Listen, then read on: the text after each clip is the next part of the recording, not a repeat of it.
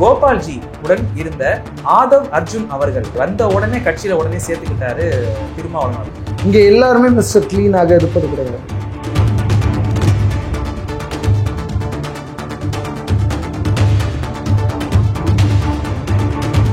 கோபால்ஜியோடு ஆதவ் அர்ஜுன் அவரோடு பயணித்திருக்கிறார். விடுதலை சிறுத்தைகள் கட்சிக்கு RSSலிருந்து யார் வந்தாலும் அவங்க ஏத்துக்க மாட்டாங்க. திருமாவளவனை சாதாரணமாக எடை போடாதீங்க. கிட்டத்தட்ட 29 வயதில் கட்சியை தொடங்கினார். கார்ப்பரேட் மயமாகி கொண்டிருக்கிறதா திருமாவளவனுடைய விடுதலை சிறுத்தைகள் கட்சி? திருமாவளவனுக்கு இல்லாத காசான்னு கேட்கிறேன். அவருடைய அலுவலகத்துக்கு போயிருக்கீங்களா? எப்படி திம்பாருன்னு தெரியுமா? நான் பார்த்துருக்கிறேங்க கண்கூடா. வெளிச்சம் அப்படின்ற ஒரு சேனலை நம்ம டெவலப் பண்ண வேண்டிய தேவை இருக்குன்னு சொல்லி கிட்டத்தட்ட 35 கிலோ தங்கத்தை அப்படியே கட்சியினுடைய தொண்டர்கள் கொடுத்து ஏன் கொடுப்பான்?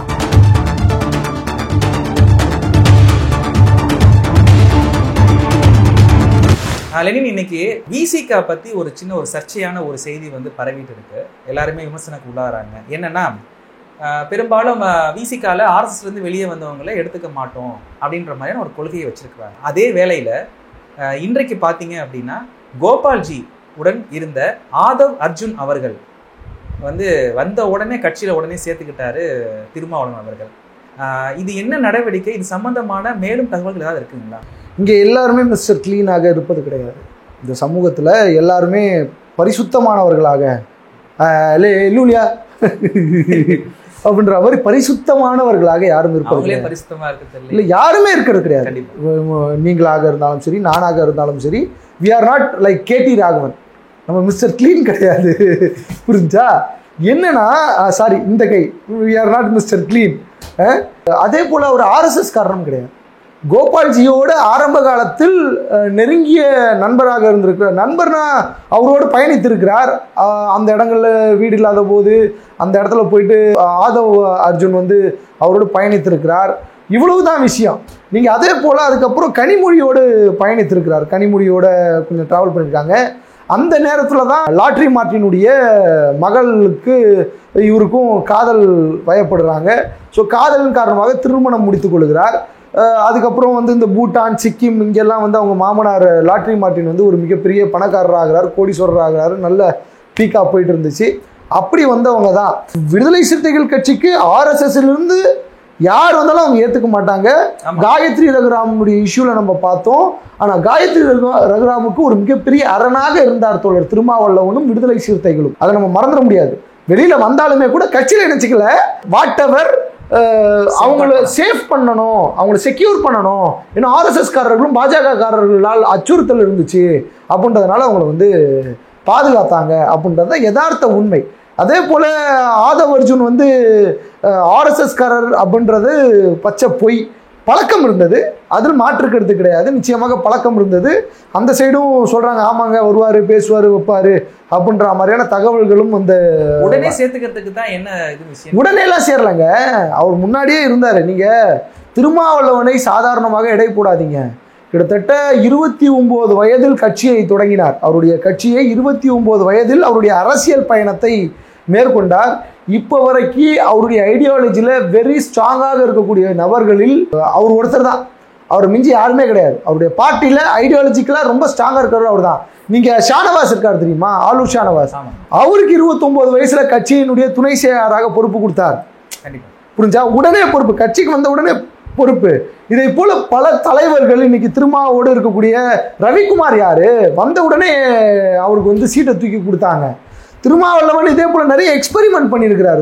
திருமாவளவன் நிறைய பேருக்கு சீட்டை கொடுத்துருக்காரு, அவங்க ஓடி போயிருக்கிறாங்க. இந்த மாதிரியான விஷயங்கள்லாம் நடந்திருக்குது.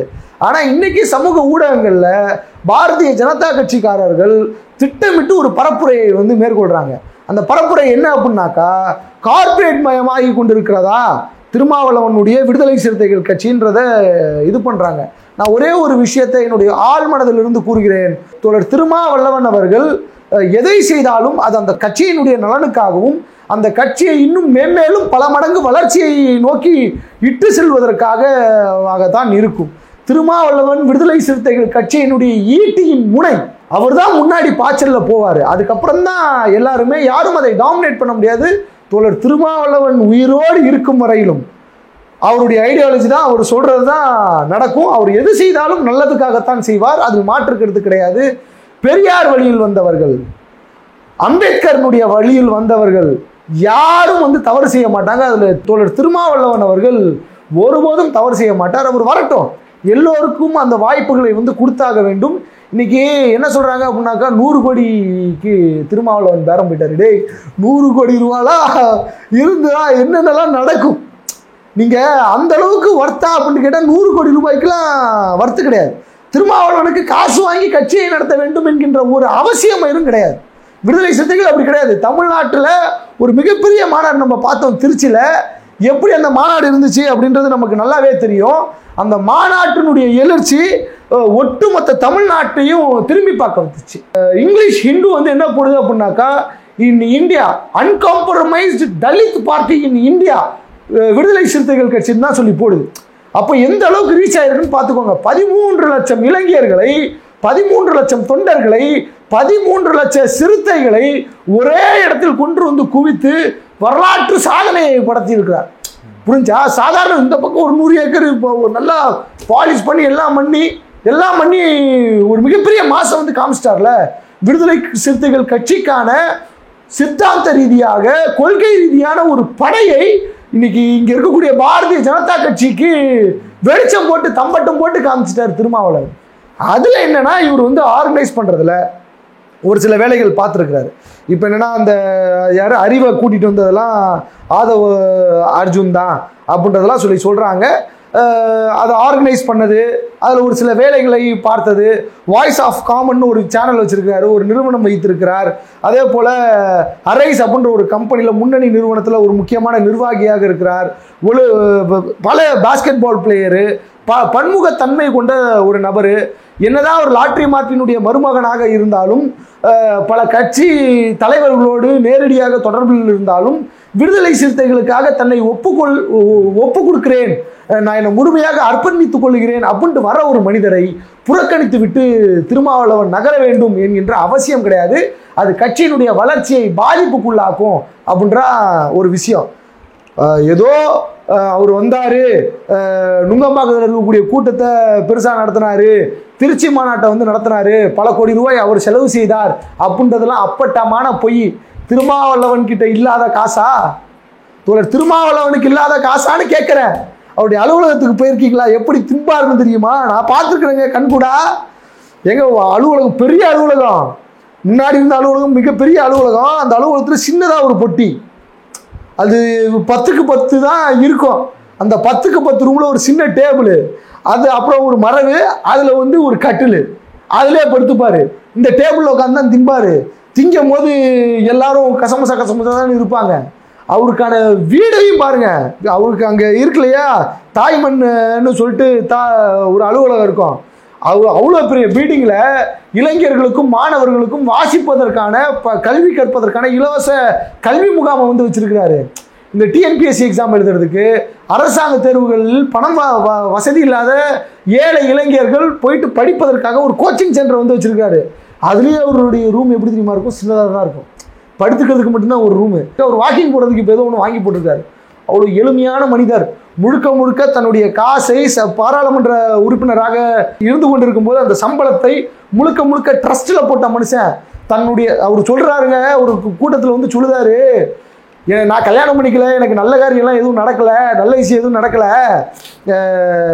வெளிச்சம் தொலைக்காட்சியை தொடங்க வேண்டும், வெளிச்சம் வந்து நட்டத்தில் ஓடிக்கொண்டிருக்கிறது, வெளிச்சம் தொலைக்காட்சி, இதுவே எனக்கு கல்யாணம் இருந்தால் எனக்கு ஒரு நல்ல செஞ்சிருந்தா நீங்களாம் வந்து மொய் செஞ்சிருப்பீங்கள, முறை செஞ்சிருப்பீங்கள, அந்த காசை உங்கள் வீட்டில் இருந்து 1 கிராம் தங்கமாச்சும் கொண்டு வந்து கொடுங்கயா, வெளிச்சம் அப்படின்ற ஒரு சேனலை வந்து நம்ம வந்து டெவலப் பண்ண வேண்டிய தேவை இருக்குன்னு சொல்லி கிட்டத்தட்ட 35 கிலோ தங்கத்தை வந்து அப்படியே கட்சியினுடைய தொண்டர்கள் கொடுத்துருப்போம்.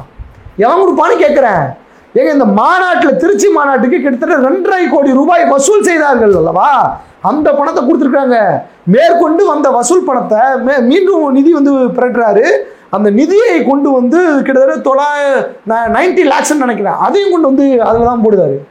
ஒவ்வொரு மாவட்ட செயலாளர்கள்கிட்டையும் மாவட்ட நிர்வாகிகள்கிட்டையும் கட்சியினுடைய ஆதரவாளர்கிட்ட தனிப்பட்ட முறையில் ஃபோன் போட்டியோ, மாவட்ட செயலாளர்கள் ஆளுக்கு 2 லட்ச ரூபா 2 லட்ச ரூபா கொடுங்கயா, அந்த மாநாட்டை சக்ஸஸ் பண்ணணும்னு சொல்லி நடத்தினது.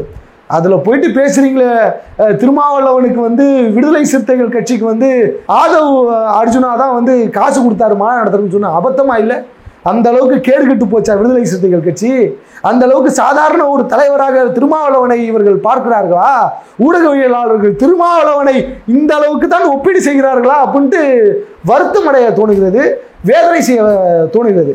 பல பேர் வருவாங்க கட்சிக்குள்ள, பல பேர் போவான், வர்றவங்க வாய்ப்பை பயன்படுத்தி அந்த வாய்ப்பை வைத்து கட்சியை மேலும் வளர்த்துக் கொள்வார்கள். உதாரணத்துக்கு சொல்லலாம், ஆலூர் ஷானவாஸ் யாரு, SS பாலாஜி யாரு, ரவிக்குமார் யாரு, இவர்கள்லாம் யாரு? கட்சிக்கு இப்படி வந்தவங்க தானே, இப்படி வந்து கட்சிக்கு விசுவாசமாக இருக்கிறார்கள் அல்லவா? இதுதான் எனக்கு தேவை. இவ்வளவு நேரம் ஒதுக்கி உங்களுடைய கருத்துக்களை பேர் மிக்க நன்றி. ரொம்ப நன்றி தோழர்.